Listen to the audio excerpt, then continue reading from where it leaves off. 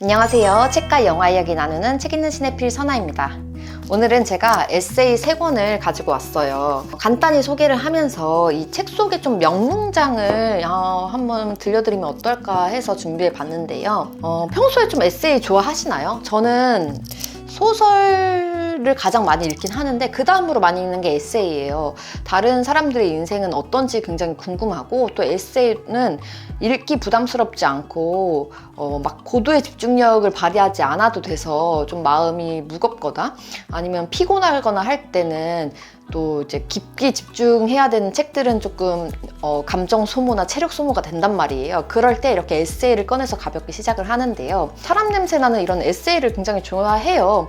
거기서 교훈도 굉장히 많이 얻고 나랑은 정말 다른 인생을 대신 체험하는 느낌도 들어서 좋아하는 것 같은데, 오늘 그래서 준비한 책이, 첫 번째 책은 젊은 ADHD의 슬픔인데요. 워낙 예전에 유명했던 책이죠. 카카오 브런치에서 이제 당선돼서 책으로 출간했는데, 이 책은 저랑은 너무 다른 사람, 주인공의 인생과는 정말 다른 삶을, 그러니까 다른 삶이라기보다는 좀 다른 성격을 갖고 있는 거죠.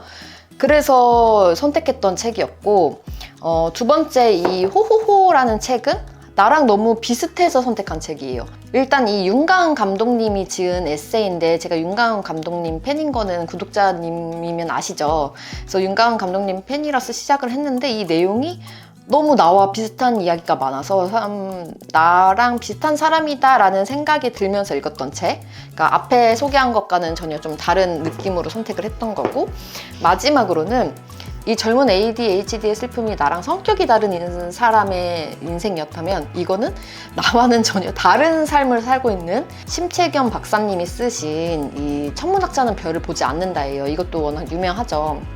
심채겸 박사님 좋아하는 분들 많으실 텐데요. 저도 이제 TV 예능을 통해서 알게 됐는데, 이 과학자의 삶을 에세이로 들여보는 건 처음이었는데 무척 재밌더라고요. 물론 진입장벽은 조금 있었다. 왜냐면 과학 이야기가 조금만 길어지면은 약간 제 집중력이 떨어지긴 했는데, 그렇다고 막 어렵게 설명하거나 그러진 또 않는데도 정말 나랑 다른 분야의 이야기는 약간 집중력이 떨어지긴 하는구나를 느끼면서 읽었던 책입니다. 그래도 되게 재밌게 읽었어요. 그래서 이렇게 세 책을 이제 소개를 해볼 건데요. 먼저 이 정지흠 작가님의 젊은 ADHD의 슬픔은 참 글을 잘 쓰신다.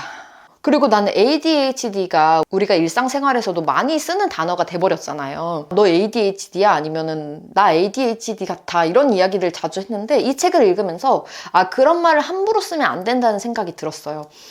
진짜 ADHD 분들의 고통은 얼마나 클까 이 책을 통해 알게 되었고, ADHD가 뭔지에 대해서 좀 더 깊이 있게 알게 된 책이었죠. 그리고 나랑은 정말 다르다.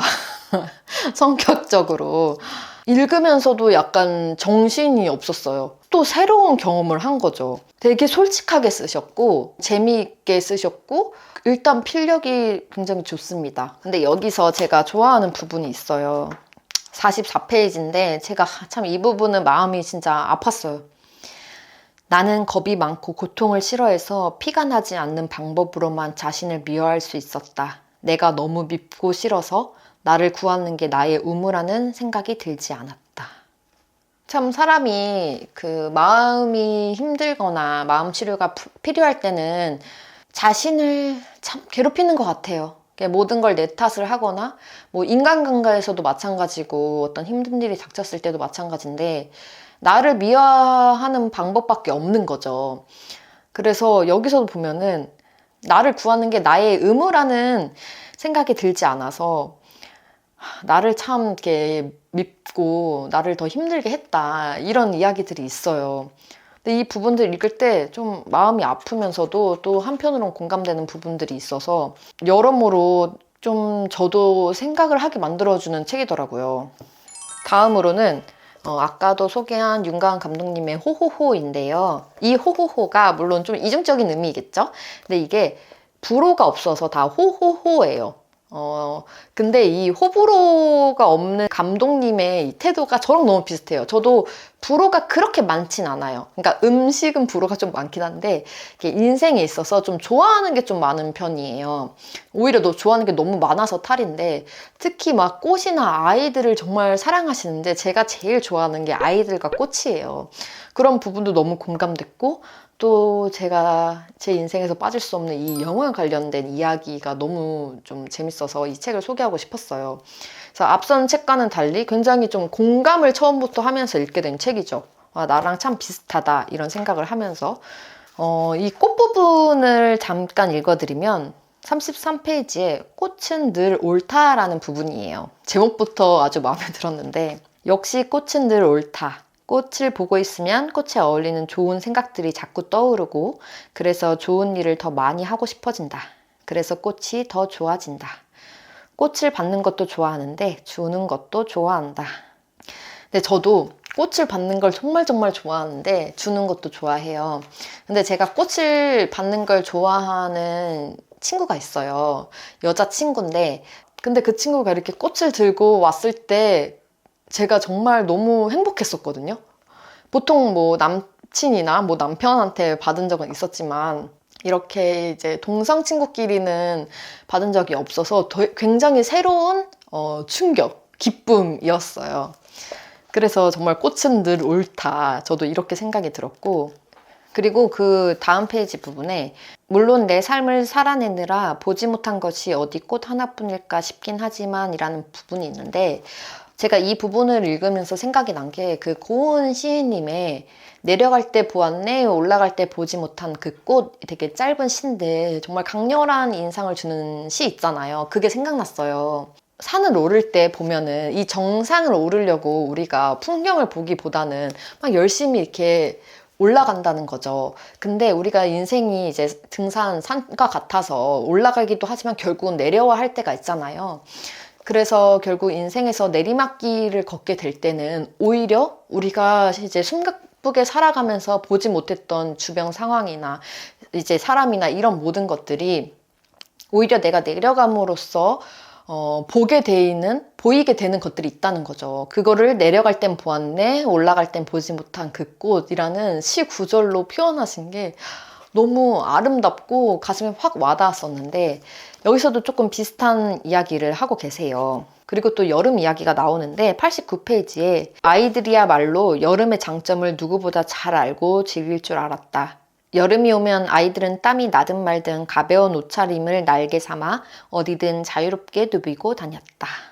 아, 옛날 어릴 때 생각하면 여름이 진짜 좋았거든요. 그러니까 지금 이렇게 나이가 들수록 여름보다는 좀 겨울을 좋아하게 되는데, 어릴 때 생각하면 여름을 좋아하는 게, 여름방학도 당연히 좋았겠지만 친구들과 뛰어놀고 물놀이하고 바다 놀러가고 막 이런 것들이 참 즐거웠어요. 근데 그때는 땀이 나는 게 짜증나지 않았거든요.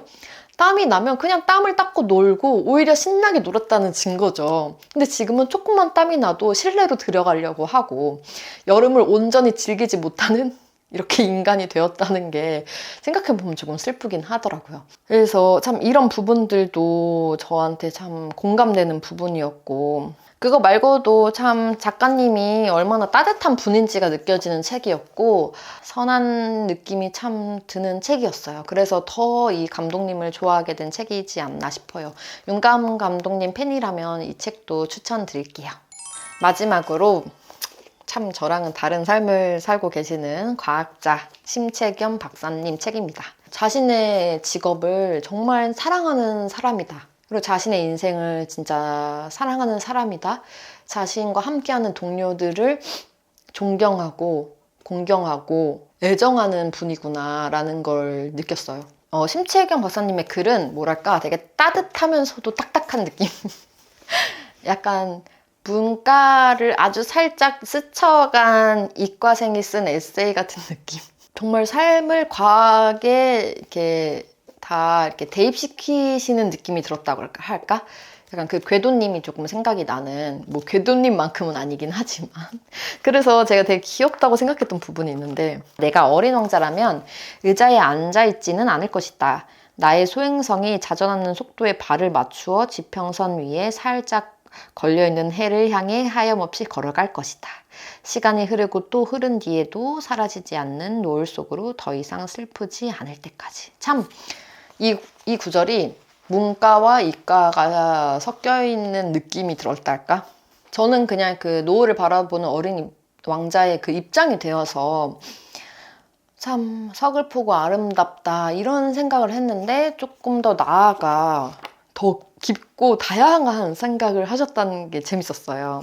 그리고 또 소소하게 재밌었던 게 120페이지에 또 그런 과학 이야기 하면서 어떤 수험생이 메모지에 인생은 속도가 아닌 방향이다 라고 써서 책상에 붙여놓자 이과생이 와서 속도에는 이미 방향의 개념이 들어가 있으니 속력으로 바꿔 쓰라고 했다라는 이야기도 남의 일이 아니다 이렇게 쓰셨어요. 이런 분들한테는 그런 게 얼마나 이제 좀 거슬리겠어요. 읽으면서 이렇게 좀 웃으면서 읽은 부분들이 많고요. 작가님의 애정이 너무 느껴져요. 과학을 사랑하고 달을 사랑하고 우주를 사랑하는 이 마음이 너무 느껴져서 저까지 좀 동경하게 된다고 해야 될까? 이 직업정신을 배우게 되는 거죠. 저랑은 다른 분야지만 제가 지금 하는 일에 있어서 저도 심채경 박사님 같은 마음으로 살고 싶다 이런 생각이 들었고 그분이 얼마나 진심인지가 이 책에 나와 있고 또 함께하는 사람들이 얼마나 소중한지도 나와 있어서 좀 더 감동받으면서 읽게 돼요. 그리고 좀 새로운 의미의 에세이였다.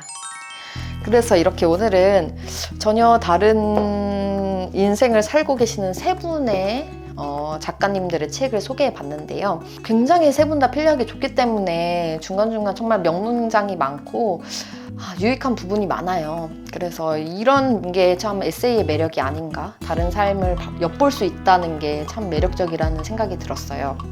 그럼 오늘도 함께 해주셔서 고맙습니다. 다음 시간에 만나요.